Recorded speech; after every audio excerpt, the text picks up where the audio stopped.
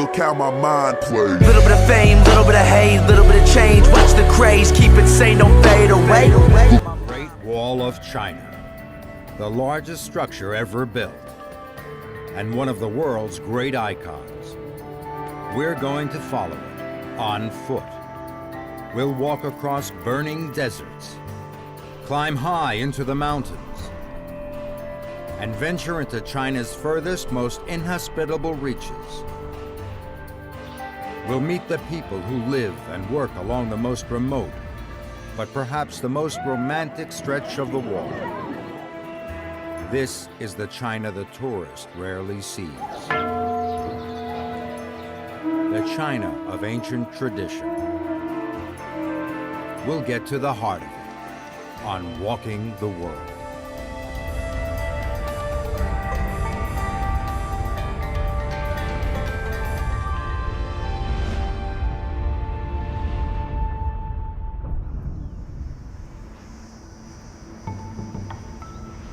For the Chinese, the Great Wall is the symbol of national identity.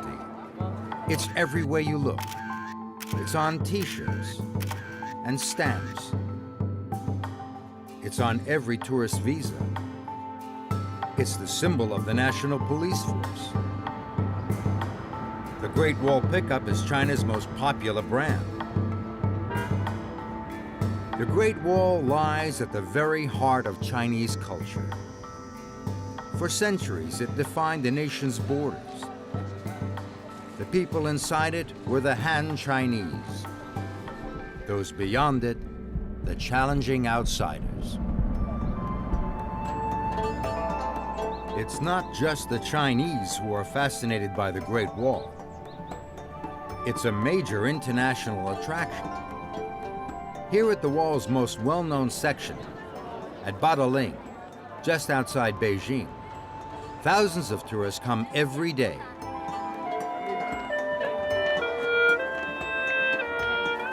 For the visitors, this is the very essence of the Great Wall. Except it's not. It's a fake, a reconstruction built in the 1960s as part of Mao Zedong's campaign to boost Chinese pride. The real wall, as we shall see, doesn't look like this at all. And there are other myths about the Great Wall. For one thing, you can't see the wall from space, at least not with the unaided eye. In October 2003, China's first astronaut, Yang Liwei, announced, "The Earth looked very beautiful from space, but I did not see our Great Wall." For another thing, there's not one single continuous wall. The Great Wall is in fact a series of barriers built up over 2,000 years in many different places. Nobody can say just how long the Great Wall is. New sections are still being discovered. So far, a total of nearly 4,500 miles of wall have been identified. Now that's a long walk, though some have done it.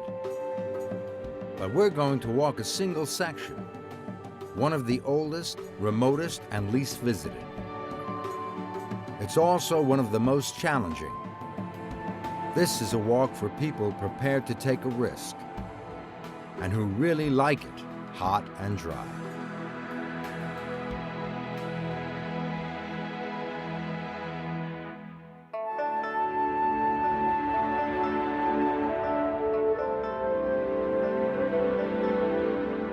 Our inspiration is Xuanzang, a 7th century scholar who walked the length of the ancient Silk Road in search of Buddhist scriptures from India.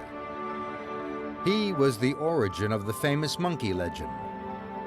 Stories describing his adventures with his companions, Brother Sand, the river monster, Pigface, the glutton cast out from heaven, the Dragon King transformed into a horse, and of course, Monkey, the trickster.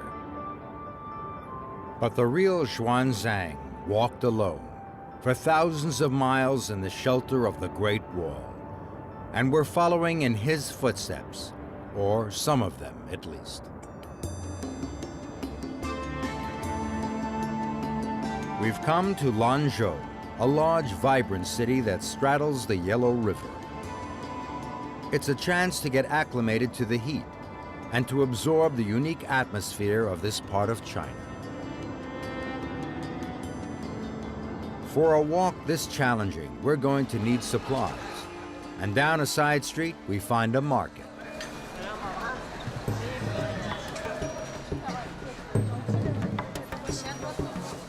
It's not immediately obvious what everything is. There are all sorts of fruits and vegetables, pastries that might be sweet or savory, and they're all being sold at the tops of their voices in the local Gansu dialect.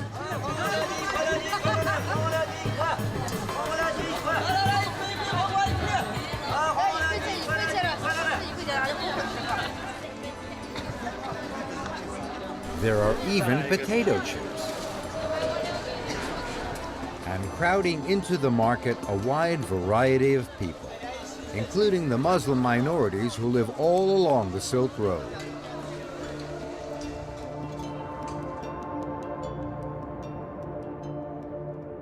Along the riverbank, there's an unexpected sight, an ancient feat of engineering that once made the city possible. By bringing life to this arid land, these giant water wheels, more than 30 feet high, are all that remain. More than 250 once lined the river's edge, extracting water from the mighty river to irrigate the parched soils. Now the job is done by electric pumps. But the skills that created the wheels are still alive in craftsmen like Deng Hua, who look after the remaining wheels and make small replicas as souvenirs. Just along the riverbank, what looks like a panel of blow-up pigs turns out to be a sheepskin raft. Niu Chang is one of the few remaining Yellow River raftsmen. But there's no time for a ride. It's time to leave Lanzhou and meet the first real challenge of our walk. Tomorrow, we'll be heading out into the desert. We'll get our first sight of the oldest section of the Great Wall. And from now on, water so plentiful here will be our biggest luxury.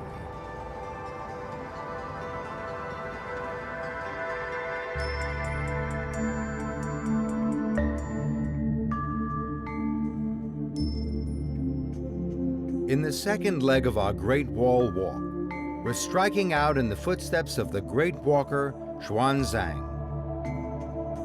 Our route takes us across the Tengger Desert to the great Silk Road cities beyond.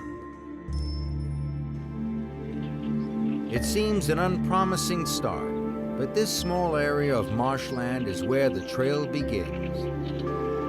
And this is our first glimpse of the real, original Great Wall of China. It's a world away from the tourist site back near Beijing.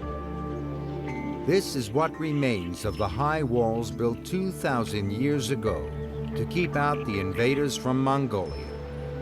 There has been no attempt to restore or even preserve it. The trail through the marsh is a gentle beginning, but just beyond lies the desert, and that's a different matter.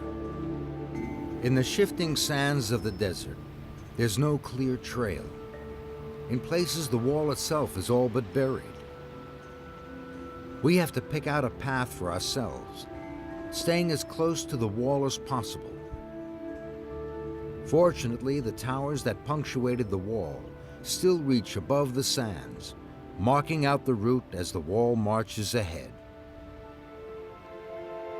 It's early summer, and the heat, dryness, and dust of the desert are almost overwhelming. It's hard to believe anything can survive here, but life is all around.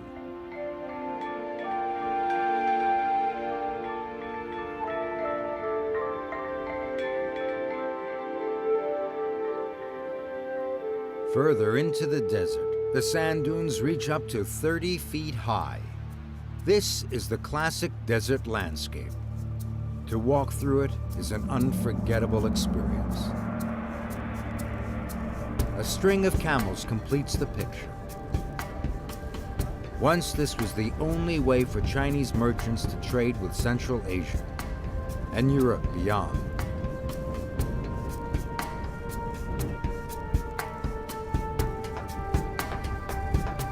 Protected by the Great Wall, they took silk, jade, and porcelain along the winding trail, returning with gold, ivory, and jewels.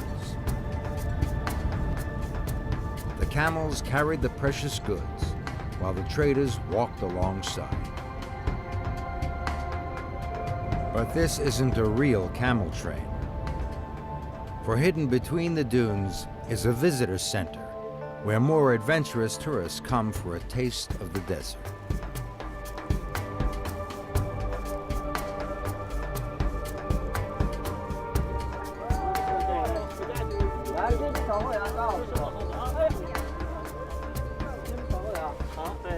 These are Bactrian camels with 2 humps.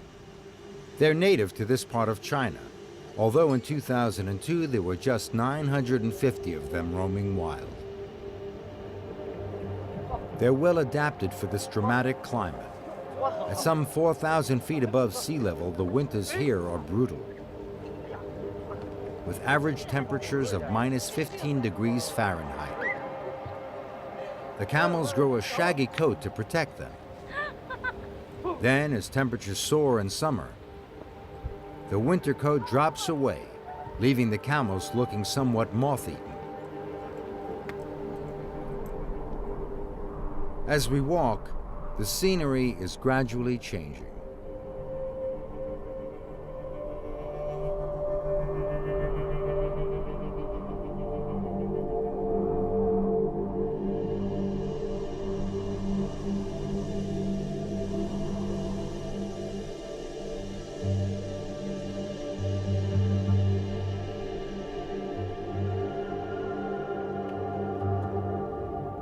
Seeking refuge from the heat, we head for a Buddhist temple built right onto the Great Wall as a resting place for travelers. Next to it, a shepherd has brought his sheep into a small patch of shade. Around us, the sand dunes are giving way to stones and scrub. There are small hillocks scattered across the landscape. According to the shepherd, they're the graves of local people, his kinsmen, who by custom are buried out in the desert.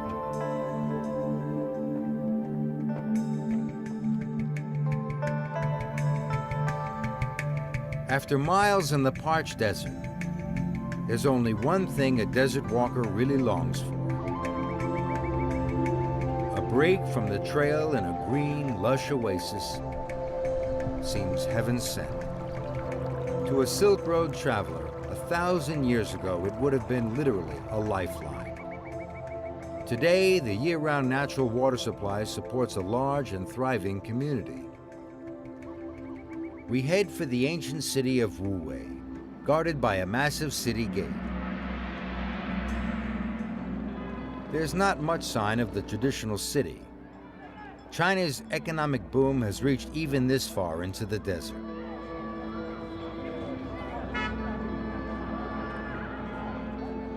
We're arriving on a Saturday afternoon. The town square is where everyone gets together.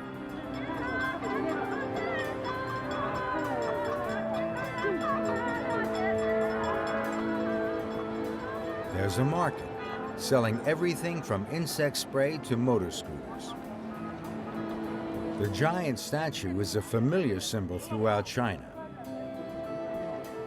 but it has a special significance here. The original 2,000-year-old statuette was found in Wuwei. For lunch, we've come to a specialty food market in search of a local variation on a Chinese favorite: hand-stretched noodles. Madame Sun and her well-drilled team are producing what's known as the 3-package meal. It's part cooking, part theater. Somehow, the noodles never, ever touch the ground. The noodles go into a soup, Part 2 of the package is a plate of sliced meat. And Part 3, the tea that goes with it. While the others prepare the meals, Madame Sun encourages customers to come to her all-woman stall. It's better than the competition, she says. They're pretty much all men, and what do they know about cooking? The legend goes that Marco Polo, on his travels along the Silk Road, discovered these noodles and took them back to Italy, where they called them spaghetti.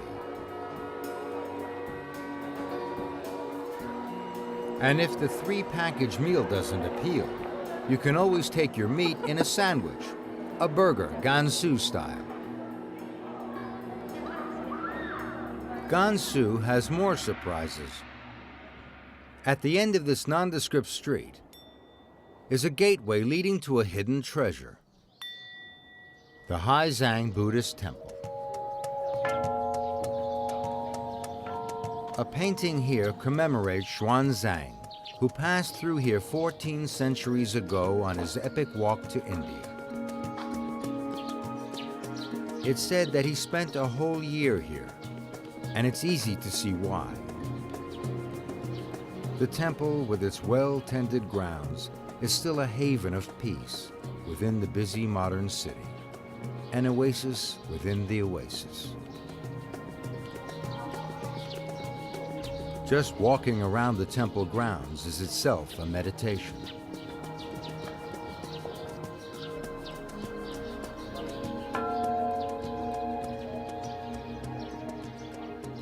Towards the back, a group of craftsmen is using a traditional method to restore the temple.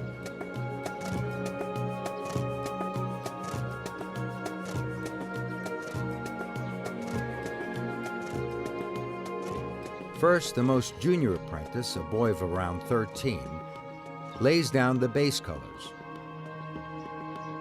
Then the senior apprentice fills in the rough shapes. Finally, the master paints in the details. This is how it's been done for hundreds of years. For the painters, it's a form of devotion in itself.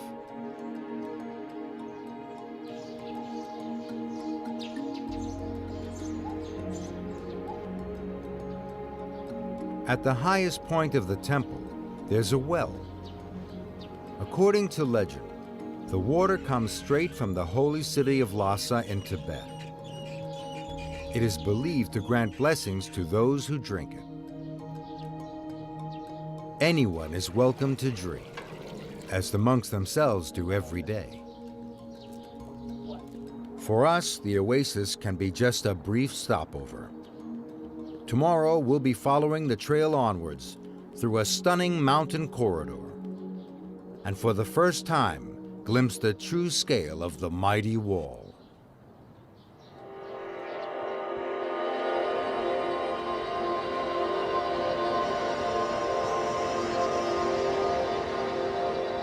Leaving the oasis city of Wuwei, we follow the Great Wall upwards into one of its most magnificent stretches, the Heshi Corridor.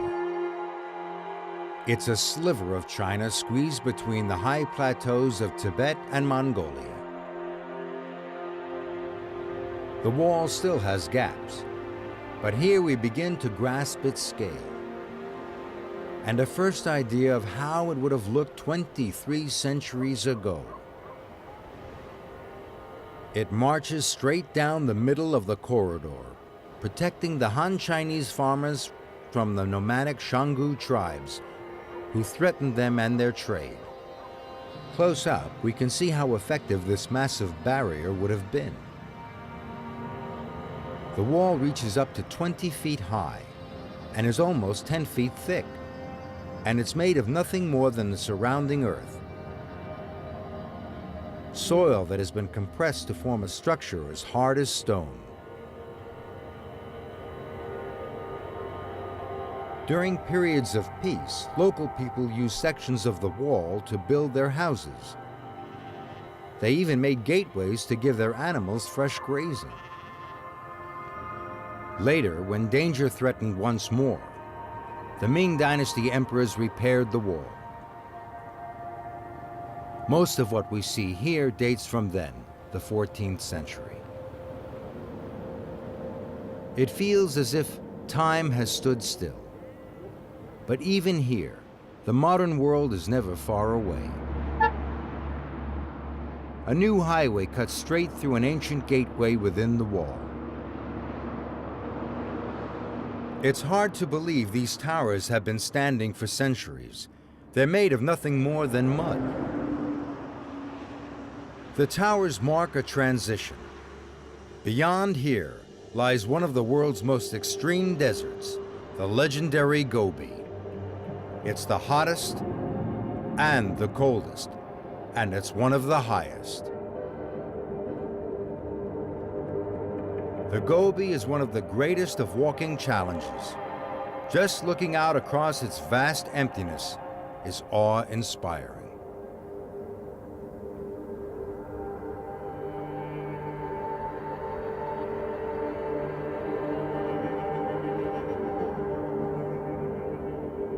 Here, even the resilience of the Great Wall has been broken down by the extremes of the Gobi climate. Large sections have been eroded away. There will be places where following the wall's course will not be easy. Before we plunge further into the Gobi, we make a stop at the city of Xianyi. Its bustling life is in stark contrast to the desert beyond. It's a mixture of influences like all the Silk Road cities. Effortlessly, Xianyi blends ancient and modern. In the newest part of the city, people are doing traditional exercises, Tai Chi, Kung Fu, and other ancient martial arts. And while in the West, it's the young people out exercising, in China, it's the old.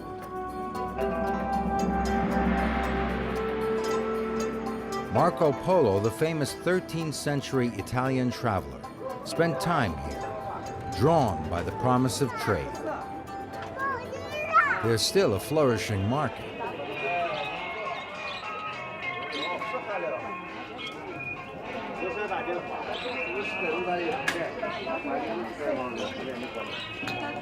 But hidden behind there's a circular doorway, and to step through it is to enter a different age. The old town of Xianyi has probably changed little since Marco Polo was here. People live much as they always have in the dusty houses built of desert soil. Round the corner, there's another glimpse of life on the ancient Silk Road. A hostel for merchants and officials from the nearby province of Shanxi. There's even a theater, a distraction from the harshness of life with the camel trains.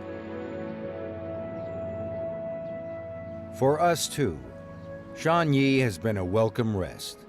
Tomorrow we take on the Gobi and make a detour to see a very unusual horse race.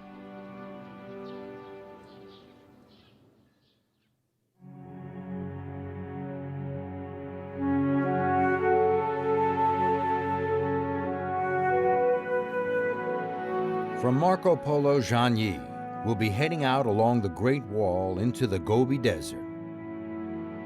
And we'll make a detour into the cooler air of the mountains.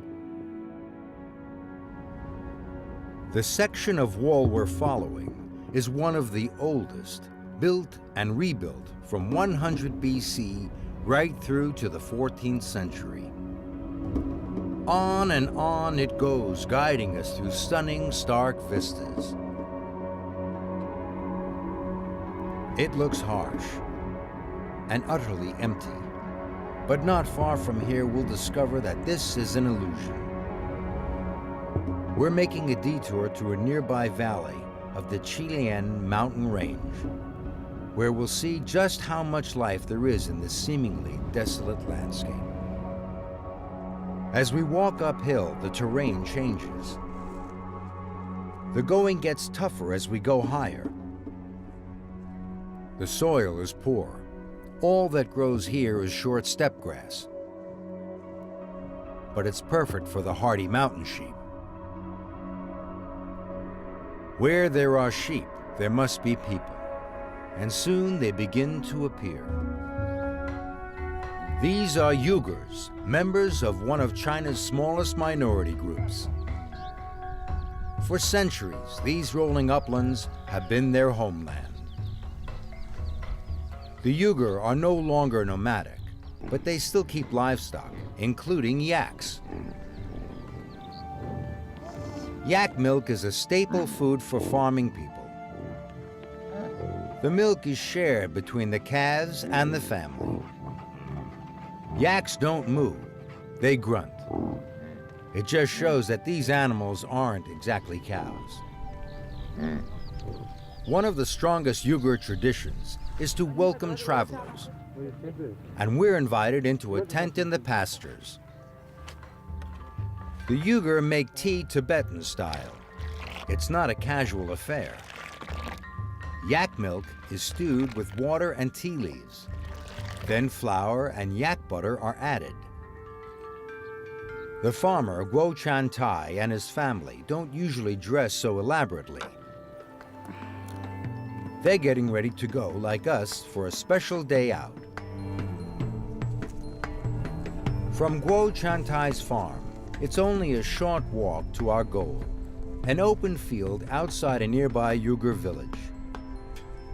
There's an annual festival that few outsiders have ever witnessed, the Uyghur horse races. The Uyghur are famous throughout China for their horses. They're larger and therefore faster than Tibetan or Mongolian ponies. For more than 1,000 years, the emperor's army horses all came from here. Faster horses meant more success in battle. In those days, the annual race meeting was the testing ground for both horses and riders. Now it's mainly a social occasion, although competition is just as keen. Already the crowds are growing. It's a sign of the times that in daily life, horses have been largely replaced by motorbikes, which the local people call metal horses. There are only about 14,000 Uyghur all told, but most of them are gathered here today. They're a typical mixed Silk Road people. Their festival clothes reflect cultural backgrounds. Some are pure Uyghur, some more Tibetan in style, and some more Mongolian or Kyrgyz. Guo Chan Tai, who as well as livestock farmer, is also principal of the local school, is leading a group of his school children. The event begins with a parade. People have come from all over the region to take part, and each group has its own riders to support.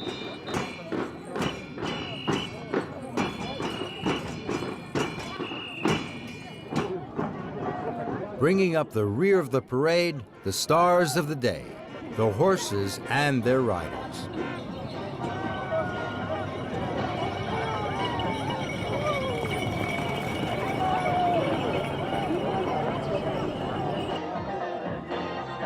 Next, there's a dance display. The music may not be live, but it's Uyghur music. Nothing like the music of the majority Chinese population.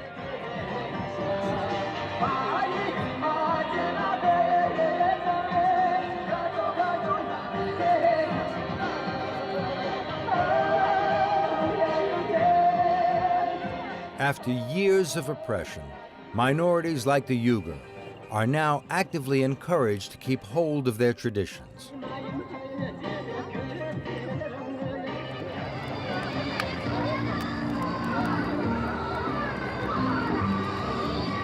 Night has fallen, and the dancing continues.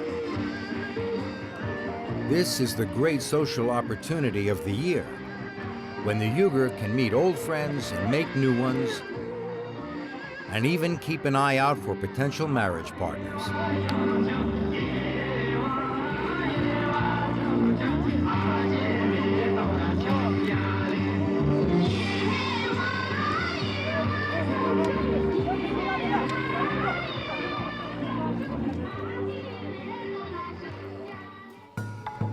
The next day sees the start of the serious business of the festival. Guo Chantai has a horse in the races, but in the enormous gathering, he's having a problem finding it. The first race is coming up. The track is watered to try to keep the dust down, though it doesn't seem to work. The spectators support their own riders, but since gambling is illegal in all of mainland China, the main tensions are among the competitors. Guo has found his horse. He doesn't ride in the races anymore. He has a young rider to race his horse for him, but he's optimistic about his horse's chances.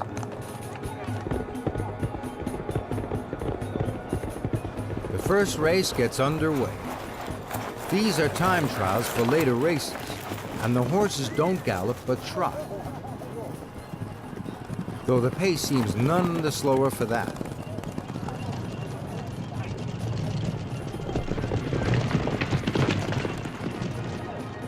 Guo's horse is through to the next round, but we won't be here to see it. The races go on for another 4 days, and we're moving on to the next leg of our walk. Tomorrow, the Great Wall takes us away from the cool mountain homeland of the Uyghur, and on to the most difficult section of the walk, in the burning heart of the Gobi Desert.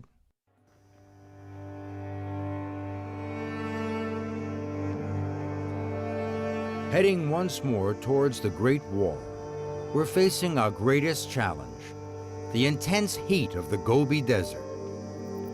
It's enough to test any walker's limits, up to 100 degrees Fahrenheit even in late spring. But the air is clear and the setting stunning. And despite the discomforts, this is a rare, exhilarating chance to experience one of the most extreme places on the planet.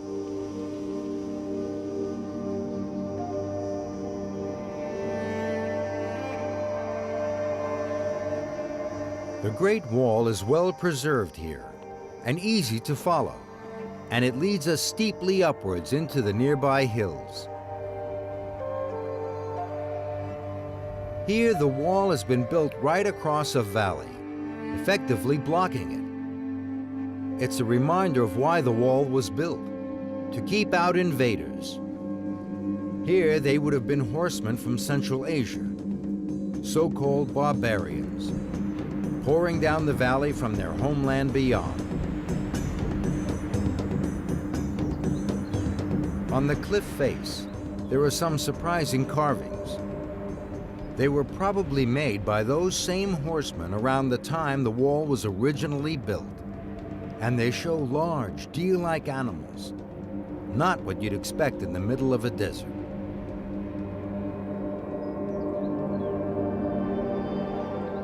It's hard to understand why the invaders were so eager to conquer this arid expanse. But not far away lies the answer. The most precious commodity in a desert region, an oasis. Without these pockets of water, no one could settle here, and even travel would be impossible. The wall put this oasis firmly on the Chinese side, out of reach of the attacking enemy. The wall looks different here. It's been restored by the Chinese government. On the neighboring section, a local farmer has taken things into his own hands. Virtually alone, Yang Yongfu has restored the towers and wall on an impressive scale. He and his small team use age-old methods that seem to defy modern building theory.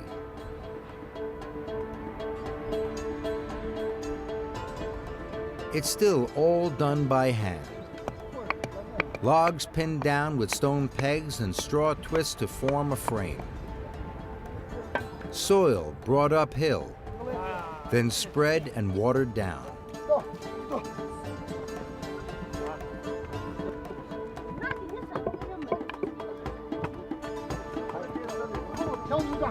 then tamped down to form a solid structure hard as rock.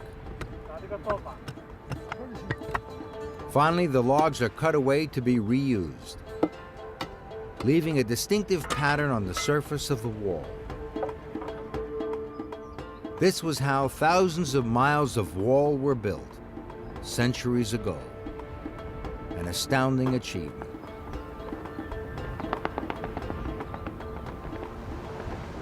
But now, Yang's work is threatened. There's a national debate about restoration policy on the wall.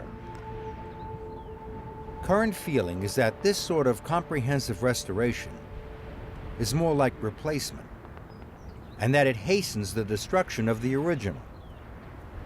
Yet, as we've seen so often on this walk, left to itself, the wall inevitably falls into ruin. It's a dilemma as yet unresolved. Yang and his workers come from the village in the oasis below. Their houses are built of earth too. Over the centuries, they've used parts of the wall in their own houses, then repaired the wall when danger threatened. For them, the wall is part of their lives.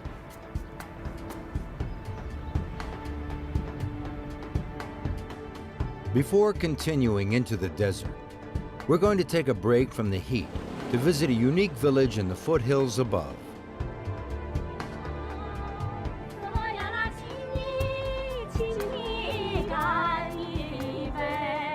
There's an unexpected welcome at the village of Qifang, where our arrival has coincided with a festival.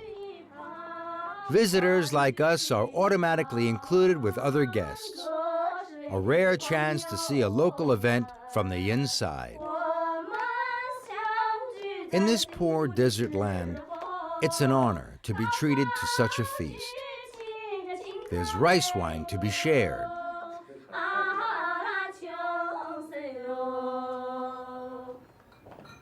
The centerpiece is a whole lamb. The host, the mayor, chooses the best parts for the guests, including the eyeballs.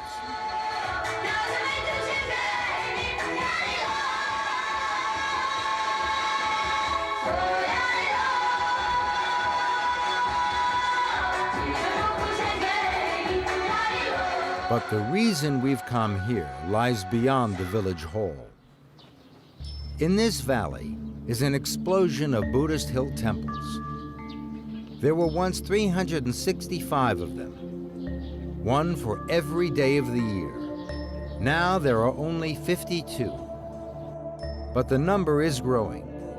After a period when religion was suppressed, it is now tolerated, and the government supports the temple reconstruction, led by the monk Di Yi and his wife Li Ying.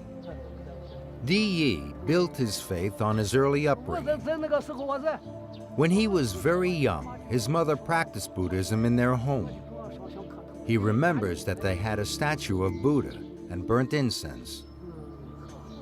To practice his religion again, he went with some friends to a local quarry and began bringing back stone to rebuild the temples. He intends to carry on until all the temples have been rebuilt.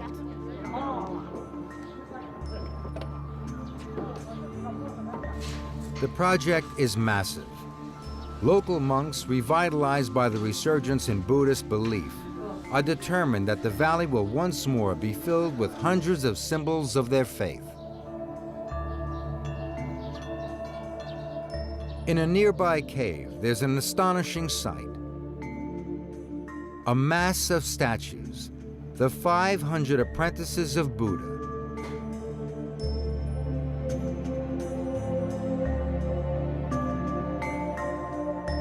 Monk Zhang Zhongyi knows each one and the personalities they represent. Each apprentice has a lesson to teach. This one is young, bright, energetic, but impulsive. He knows he must learn to think calmly and take life more seriously.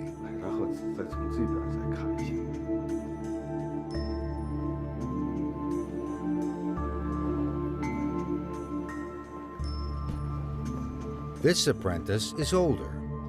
He teaches that success or fortune can never be guaranteed.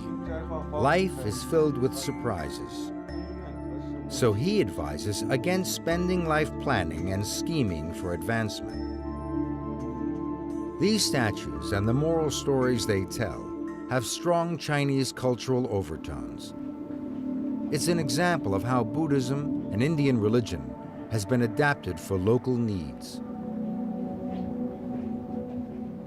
But there are many Buddhists in Qifeng who follow the form of Buddhism practiced by their neighbors in Tibet.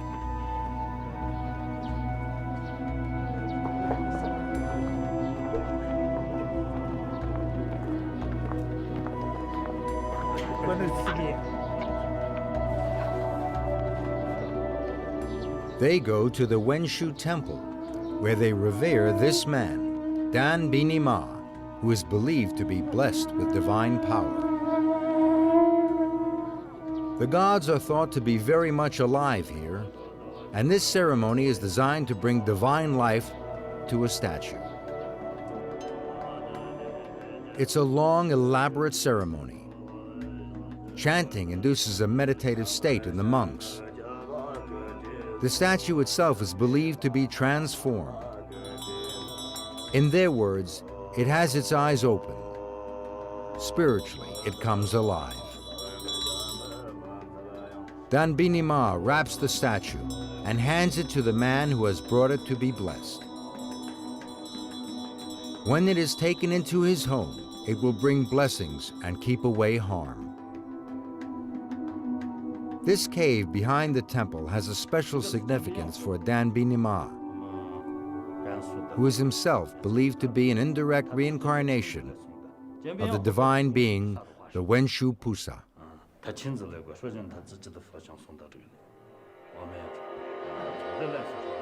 And this cave is the Grand Hall where the Wenshu Buddha first appeared. Its mission was to help the people to enlightenment, a mission that continues to this day. During the Chinese Cultural Revolution, many such caves were destroyed by government decree. This one was spared because it was useful as a food store. But all the old paintings were ruined. Only these fragments are left. In Dan Bini Ma's private chambers, we're taken to see something extraordinary. These venerated objects are human relics, and only Dan Bini Ma himself may touch them. The relics have been donated by relatives of the dead. They're used at funerals to help cleanse the spirit of the departed, and it's believed that the donors will earn extra merit in their next incarnations. This cup is made from the top half of the skull of a young woman who died in an accident. The leg bone has been turned into a ritual flute. This is the skin of an old man's hand and forearm. While this might seem shocking to outsiders, for Tibetan Buddhists, death, even early death, is a familiar part of life. Funerals here are important and powerful rituals. It may be that they offer comfort, a way of coping with the harsh realities of mountain life.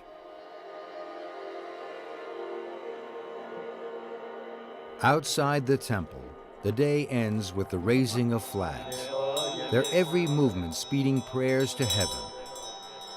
Their bright colors a constant reminder of the resurgence of faith that this valley represents.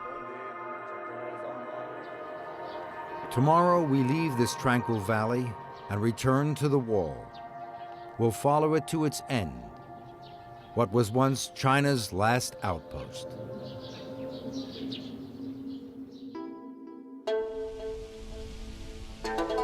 Today we set out along the last arduous stretch of the Great Wall, passing statues of the wandering monk Xuanzang and his group walking on towards India.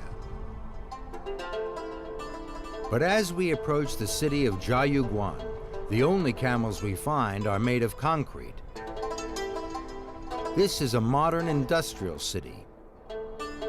And here, just outside Jiayuguan, is the last fortress, the final outpost of Ming Dynasty China.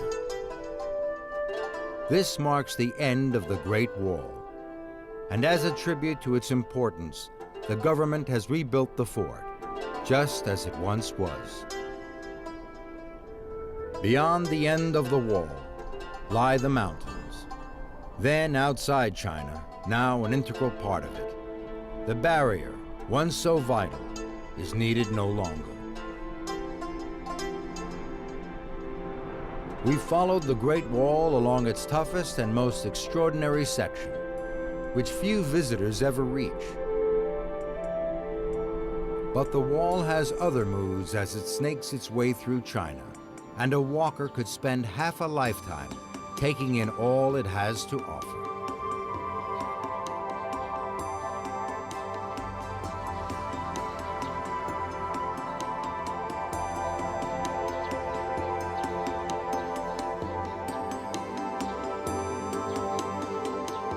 Before we leave China, we return to the wall outside Beijing to meet Zhou Wanping, one of the many whose lives have been shaped by this icon.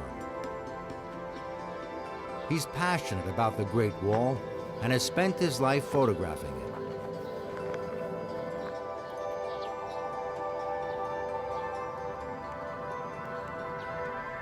因为我拍这个长城呢，我就觉得我对长城 For him, 特别亲切。 as for many Chinese, the wall is more than an epic feat of engineering.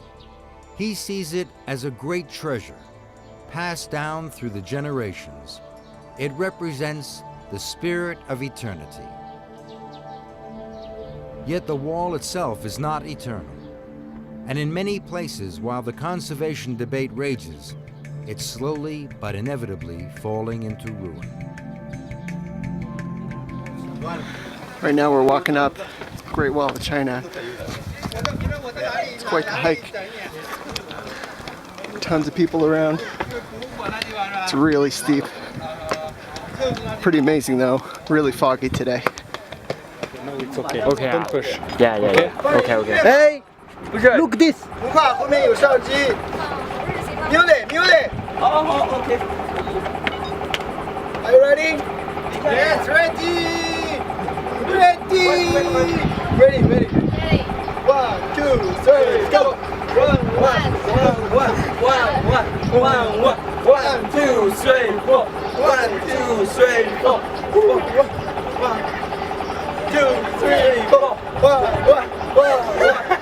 2, 3, 4. 1, 2, 3, 4. 1, 2, 3, 4. Yeah!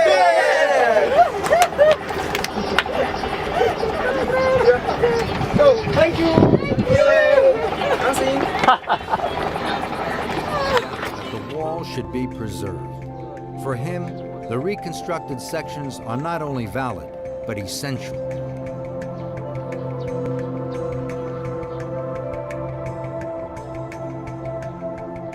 Walking along the wall has taken us on a journey, not only through some of the world's most stunning landscapes, but into the heart of China's identity. From its earliest struggles with would-be invaders to the economic miracle that has put modern cities in the desert. It's an unforgettable experience.